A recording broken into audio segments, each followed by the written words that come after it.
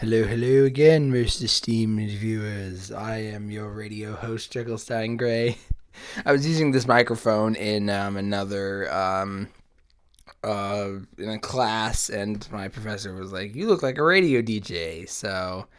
But yeah, I am actually, doing Poe and Monroe right now. So yeah, it's not the videos should be out second half of October. I gotta finish the last door. Anyway, that's another topic. So I know I said that I was gonna focus less on talks videos, and well, I still am, but I'm not gonna abandon them completely. So today, as you probably saw from the title, I'm gonna talk about Fire Emblem, and mostly Awakening, but also Fates, and probably not Echoes. I haven't actually finished Echoes, but definitely Three Houses as well. Mostly Awakening, but spoiler warning for all three games. So, Fire Emblem was a very, very formative game for me. It was a I was really like I got it for Christmas the year I was in Germany, and I was like itching to get my fingers on it. I asked for it, and I pretty much knew I was gonna get it. It was one of those it was like top of my priority things that I asked for I knew I was gonna get, but I couldn't wait. And I was like, I played the Awakening demo probably more times than I should have. I I emulated Sacred Stones and I think a bit of Fire Emblem, 7. And I I did. I was like, and those I was like, yeah, they're pretty good, but I really want to play Awakening. And to this day, I'm not really sure why. I can't remember why I was so obsessed with getting my hands on this game. But I was, and sorry, just gonna get in a more comfortable position. And I and here we are, um yeah, so and then I got it and I loved it, and I played it like probably like 3 or 4 times. I played it a lot. And then and soon afterwards, the Fire Emblem Fate Caesar, it wasn't called that back then, opened, and I was like, ah! And then I watched that trailer probably more times than I care to admit. And I played the crap out of Awakening still. And then I got Fates, and I actually do want to every time the mic enters the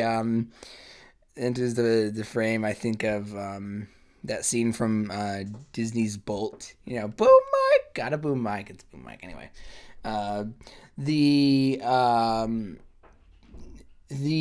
Okay, so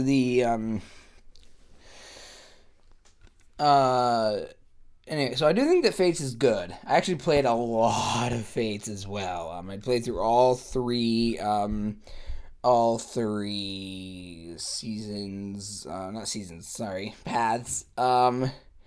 And I played through, then I got Three Houses last Christmas, approximately 3 million years ago, and then I kept playing it. And I actually only did Black Eagle. Black Eagle for life, you guys. Yeah, so okay, so there's so many places, so many things to talk about. Where do I begin? I think I'm gonna start with, Awakening still holds a place in my heart that I don't think Fates or Three Houses can't ever really fill. And I think it comes down to why how do I put this? How the characters are ran. So this is all like pretty much all of this is just pure speculation on my part. So if you know elsewhere, if you know something else, let me know in the comments. Like if you know contrary information, let me know. Put it out. I'll acknowledge it and maybe do a follow-up video or something. But with a game like Fire Emblem, where you have to have a huge cast of characters in order to not have your characters die. Not to. You need a lot of characters in a game with permadeath, so if some of them die, you can just replace them. And if you're going for written, like pre-designed characters, something like XCOM, you still have to,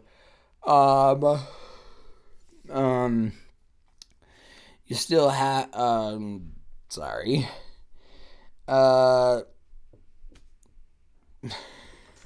I'm sorry.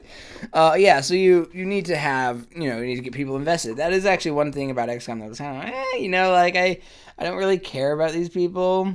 They're just kind of names with nicknames and all that. I feel like what with Awakening they did was, and I've heard the people, I was talking with Over the Fourth Wall about this, once, and he compared it to an anime that he was watching where where it felt like they took you need to have a large cast of characters, and so you kind of like define these characters by their one trait, and then you just like play the crap out of it, and that's something that you can say for almost all of the characters in Awakening. Especially the ones that are expendable. Especially, basically not Chrom, not the Avatar, and not like Lucina. Even Lucina and Chrom and the Avatar all have their wacky moments. So, for instance, let's use my bae, Miriel, who is amazing, and I love her, and and she... And I just love, obviously she is pretty, she's autistically coded, let's say. So she's, doesn't, like there's that one conversation where Gregor's like, Gregor is graduate from School of Life. And she's like, I'm not familiar with this institution. Are they accredited? Obviously, growing up with two, parental professors, professor parents, hearing like stuff about peer review and all that was nice. And I just love her general like, oh, I don't understand what sorry, I don't understand, like I'm taking everything literally and all that. She's great. But again, they take that trait and then just play it up. No one can understand her. She's always like just kind of in her own, doing her own thing, her own experiment. Again, very autistically coded. She's awesome. And then what I like is that you take these character traits and then these characters with like the super over the top character personalities and stuff, and then you mix them. You try that's what the support sim, I am a shipper. I do actually I'm Zutara for life. I'm let's see, what are some other my sisters say that I do all the worst ships. So like I'm watching My Hero Academia with my sister right now, and she's like, and I'm like, yeah, I like Todoroki and Ida. They're the bestest boys. They should end up together. And And my sister's like, no one ships them. Jekyllstein. She doesn't obviously use Jekyllstein, but yeah. So so having what's basically a dating sim slash shipping sim mixed with a like tactics and story, mini game on the side is great for people like me. So having said that, I feel like the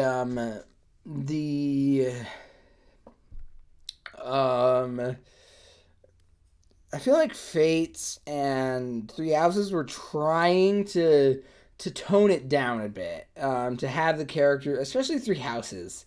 Three Houses felt like it was trying to like have the kind of have their cake and eat it too, or just like tone things down. Like the first one thing that comes to mind is Bernadetta, who I think, if I remember right, had a like sheltered, like parent, a parent who was like really, kind of like May, I guess, from Avatar, like don't do anything, and she's like, okay, I won't do anything. But I honestly don't remember.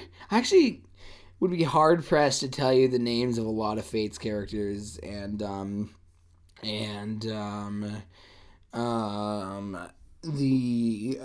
lot of Fate's characters, and Awakening, Three Houses characters. Obviously there are exceptions: Edelgard, Petra, Effie. I love Effie from Fates. See what I mean? Whereas I can name like Olivia, Miriel, Sumia, Sully, Stahl, Rickon, although Rickon's kind of terrible. He's annoying.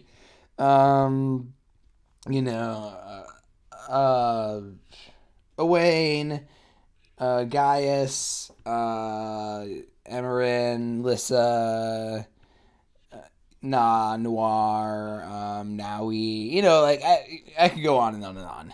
Flavia, Basilio, and part of it is probably I've played it more, and I have, oh yeah, here, just a sec. God damn it.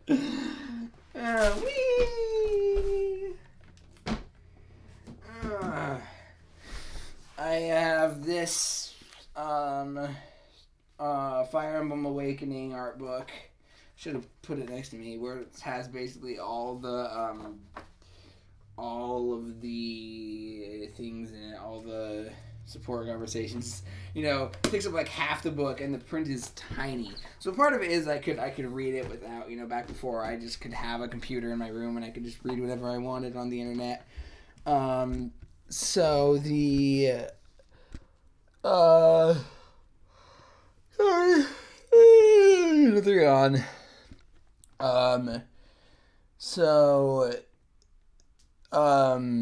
But I also think that it's just that they're kind of more memorable, and I feel like actually the Nor side of Norpath of Fates actually had better characters in that regard, because a lot of the Hoshiden side was just like, yeah, Orochi's pretty great, and the ninjas are kind of cool, and yeah, other than that, whereas you've got like Effie, who's like down to earth and humble, and she's like, I just want to protect Lady Elise, and then she can like lift fucking tree trunks just like out of their roots, it's hilarious, and again they play that up, and they put it in, it feels like they're like, okay, we have this character with this kind of one personality trait, and we're just going to play it up. And then how do they interact with these other characters? How does Owain interact with Na, who are just complete opposites? Owain's all radiant dawn and shadow, and he's naming all the swords, and Na's just like reading nonfiction, Yeah, nah. I don't really feel like doing it. Nah. Yeah. So also the line, the part where Naui first meets Na, and she's like, "Nah, that's a strange name," and Na's like, "And whose fault is that?" Was also a bit funny for me because I have a strange name, and I'd love to. I actually do. I actually have kind of like accepted it, but I do love to tease my parents about it. Yeah. So, um,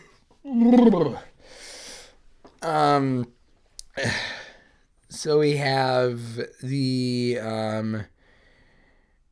so we've got, and again, but most of the conversations don't feel like that. Also, the um, I mean, honestly, I'm nitpicking, and there are parts of Fates that I like way more. I think the plot in Fates is better. The kind of the main character is better.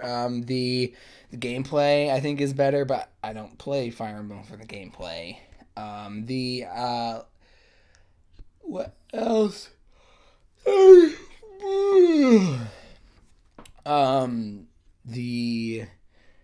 the character models have feet. Oh man, the lack of feet is one of those things where it's like, and now I will never be able to unsee that. Sorry if I was the one to reveal that to you. It's the first one to make you think about that. Yeah. So, what else? There's a lot to talk about. Oh yeah, the general plot structure of Awakening is kind of weird. It almost feels like it's three seasons of a TV show. I can just imagine, Gangrel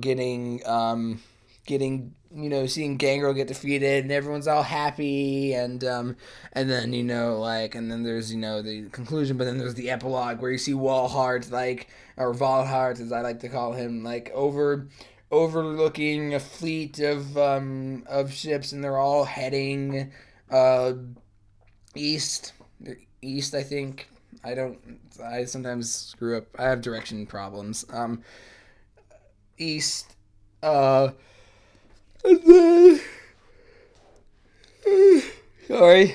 The and then there's credits, and then you have to go wait to the next season to see what happens. And the Vom thing is interesting because it is connected to the plot, especially with regards to chapter 12, I want to say. Um,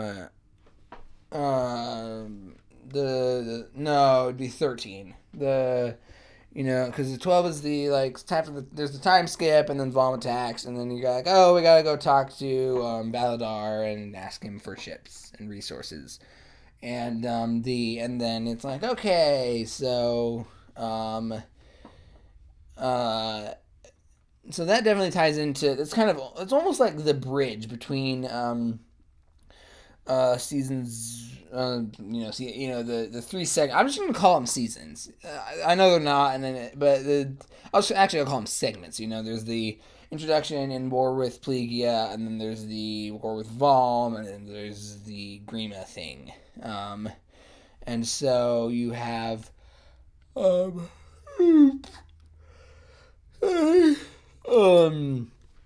you have these three segments, and that one kind of mission is kind of a bridge between them. And the Vom thing is weird because it honestly kind of feels like it feels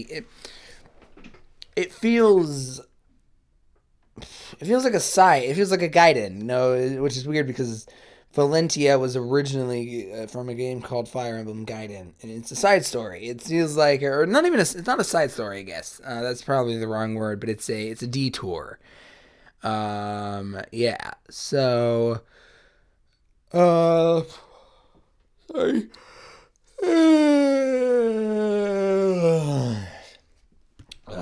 I got a lot of yawns, in me. So yeah, um, I need to go back and replay it. I will. That's actually one thing I should disclose. I haven't played any of these. I played I guess I did play Three Houses less than a year ago, but it's been a while since I played Awakening and Fates. I can't remember how long it's been. Um, anyway, the sorry.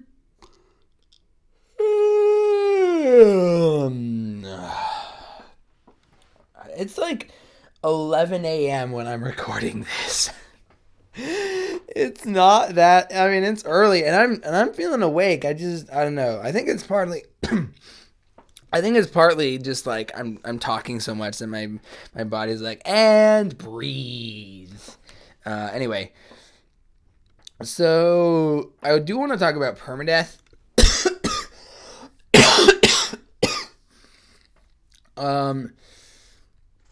I always play on casual mode. Why am I? I always play on casual mode. I know. I'm one of those people.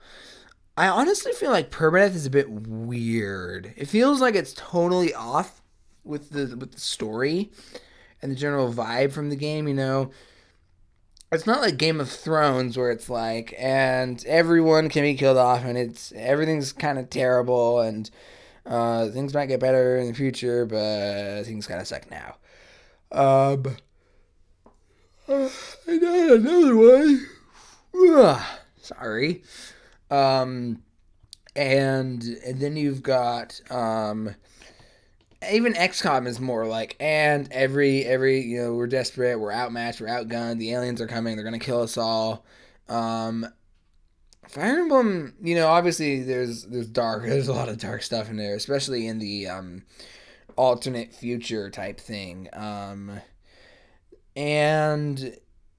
But also, most of the time, it doesn't feel that way, especially, since most of the support interactions are ridiculous, wacky hijinks among these eccentric personalities. So to have it be like one bad move and this person you care about is dead, because it's not even like XCOM where it's like, yeah, I was attached to them and it sucks that I'm going to have to like retrain my units, but whatever. It's like, I care about these people. Like, they're important to me. These characters are important, especially Miriel. There was a Brawl in the Family where they had the comic, and there was a comic about Miriel, and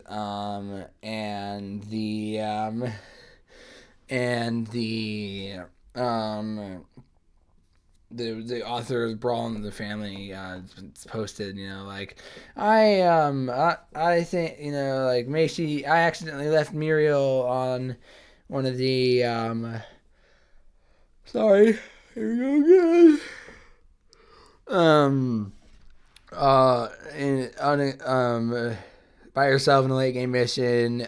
May she for I think I'll put a link to that in the description below that comic.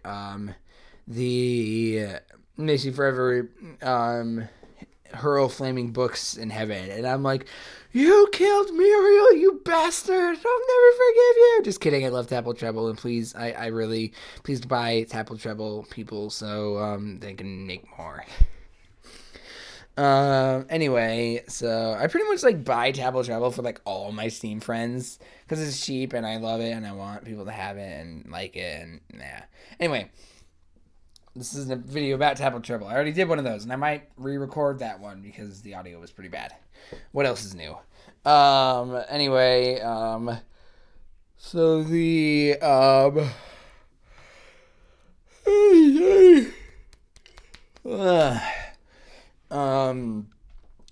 so it always, like, I can get the, like, if you screw up, I would totally use permadeath if it was, like, if you screw up badly and, you have to watch as they slowly get the life beat out of them, like, they're surrounded, and you just have to kind of let them die, if you want to succeed or whatever. That would be, like, really powerful and emotional, and,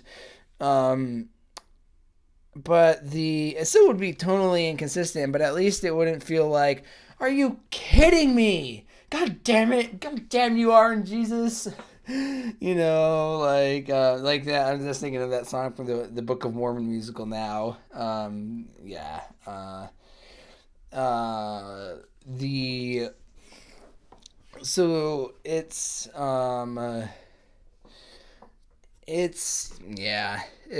annoying. Um, the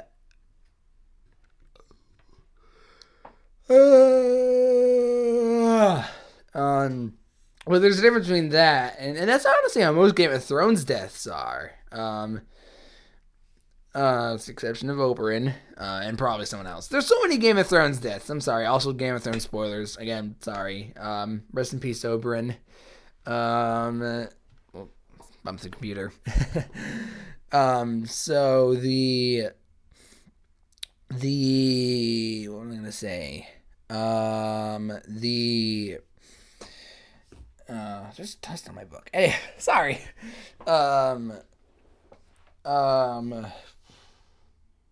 So yeah, so I always played on casual because I didn't want to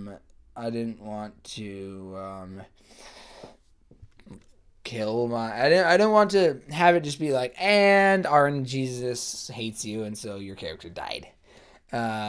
He sucks to be you. So there was that, and most people. I've watched like the first 35 minutes of Lore Runner's video on Awakening. It's actually kind of what I've been had this video and kind of in mind for a while, but I kind of just decided to finally go for it. And then what was I gonna say? So the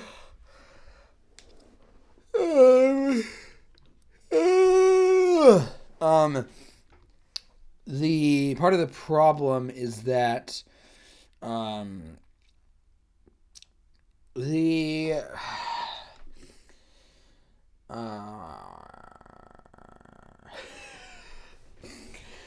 I gotta blow my nose. I don't have any tissues. I'm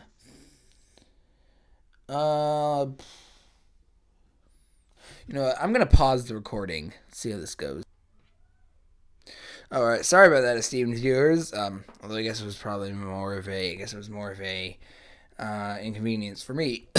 God damn it, it was for you. So the and most people I've talked to are like, yeah, casual mode's fine, and I agree. Casual mode should be an option on pretty much all Fire Emblem games. If you don't like it, don't use it. But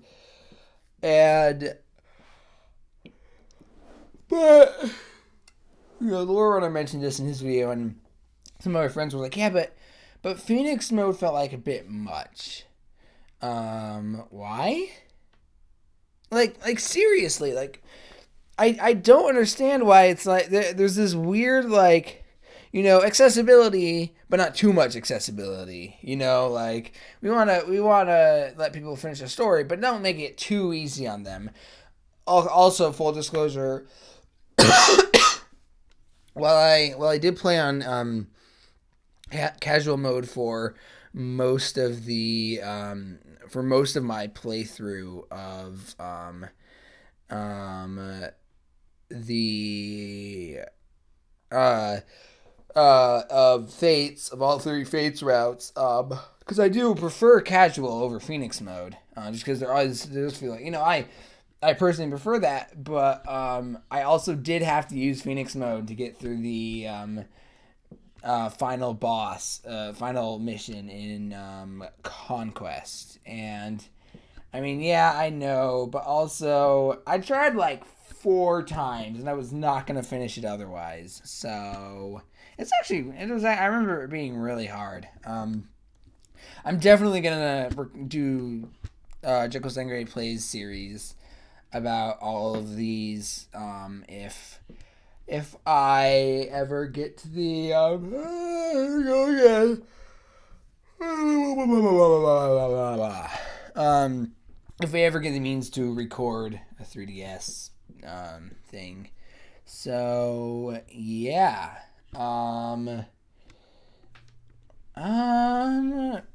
What else is there? Muriel's awesome. Pan is pretty cool. Geist is fun. Owain is actually interesting. I can see why so many people like him.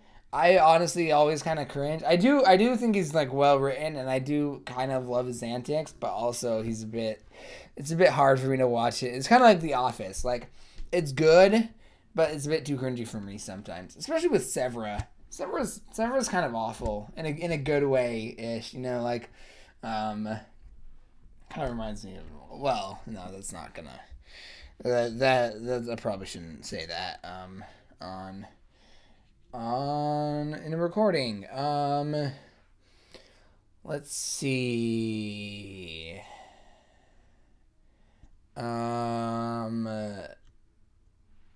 Nah, I love Nah. I love her like not Nah. Noir. I love her like yeah, like it actually kind of is relatable to me too. Like like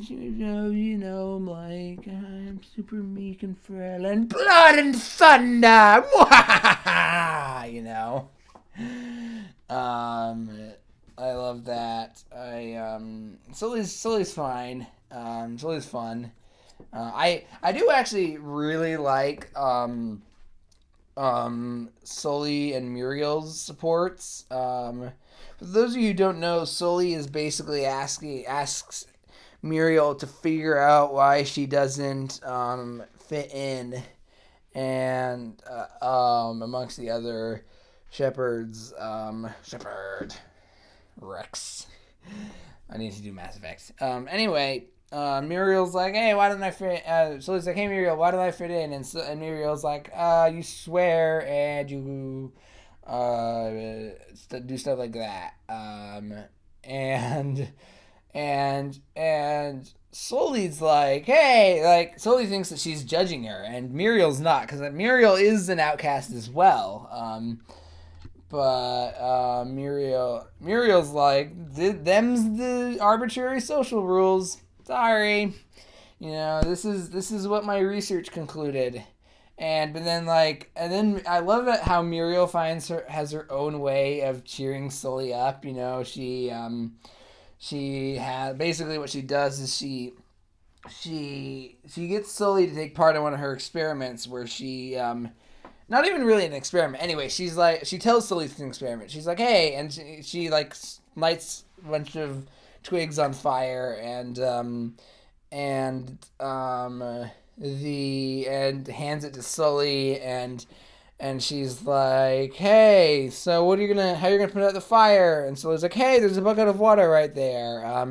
And she like dumps the sticks in the water and the water ignites. And Muriel's like, oh yeah, this is a thing called kindling water, which is it's implied to be gasoline or oil or some kind.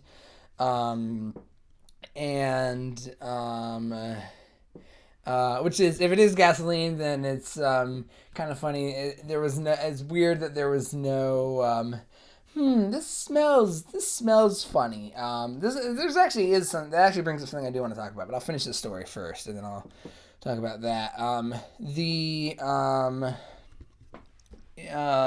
Anyway, I don't want to CinemaSins this. CinemaSins is terrible. And so jumps to and Muriel's like, yeah, so there are different types of water, and although like the people who use kindling water find it very useful, and she's like, hey, you're different, but you're good and valuable to the team and all that, and I like it because it's very, it's sweet, but it also is a bit tongue in cheek, and it's very and it doesn't feel overly sentimental either. But it does make you go like, aw, like Miriel has her own way of showing and all that.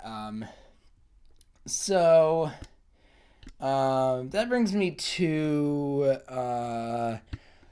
something that's kind of a necessity. It's kind of similar to what I talked about in the Pillars of Eternity video, which are unlisted as of right now. But I'm gonna link to them in the Planescape Scorpion video that I'm also gonna record and probably upload today. Of course, that's my plans, and you know what they say about the best laid plans of Jekyllstein Gray. Anyway, so Miriel is not sorry, this isn't about Miriel. Miriel, my default when I'm thinking about Fire Emblem, my default thought is Miriel anything. So a lot of the conversations have people just like describing what is what's going to what is happening, which makes sense because you can't have these animated cutscenes for all these characters. Although I guess Three Houses did, but that was on the Switch and it had more processing power and a bigger budget because Awakening kind of made Fire Emblem like blow up into the mainstream. Yeah. So I mean, again, I only emulated older Fire Emblem games to tide me over until I got Awakening. Yeah. So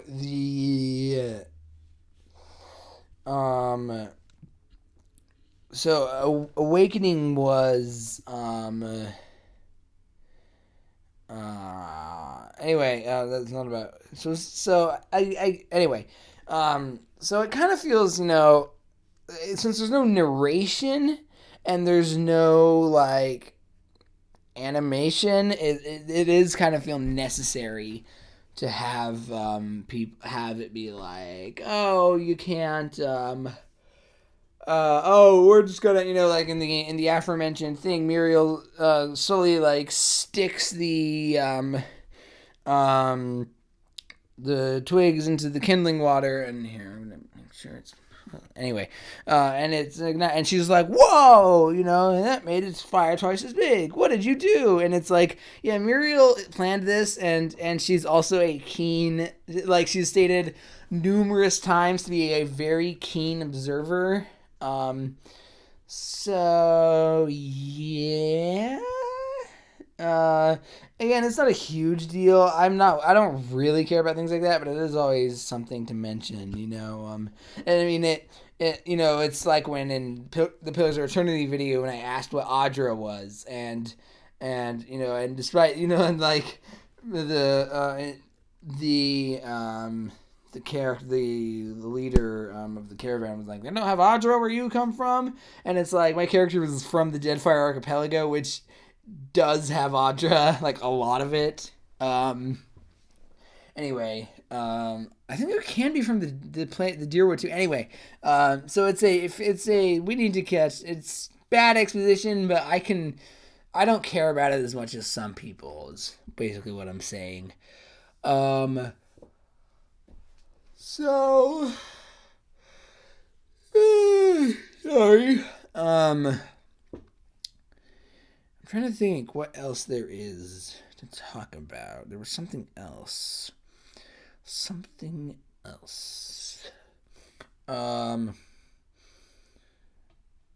Yeah. The Banner Saga actually, you know, because I get that you have to. They're basically talking heads, but the Banner Saga actually uses the talking head things way more. You know, you've got like the Fire Emblem kind of static character portraits that have a little bit of animation, and then you're cutting. But the thing is you place that, and they're still basically, you know, saying lines. But you also have them.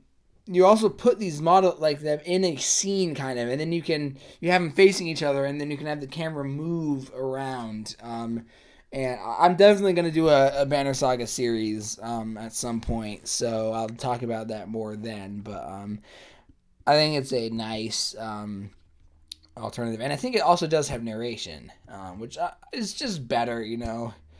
Don't have people do things that make no sense in diegesis for non-diegetic reasons. Is there anything else? I think that's everything. Yeah, I think that's everything. Again, mostly Awakening. I do really like Fates and Three Houses. Again, I played the crap out of them. I beat the Black Eagle route in like a week. And like I just binged it during Christmas break. So I do love all like Fire Emblem, almost everything. I actually never finished Echoes. I don't actually remember much about it. And I didn't play much of Heroes, or Fire Emblem Warriors.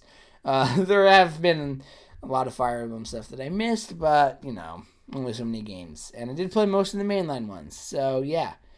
Well, the recent mainline ones, recent mainline ones. I am one of those people who generally has a hard time going back to the older stuff. Yeah. So, thank you for watching. And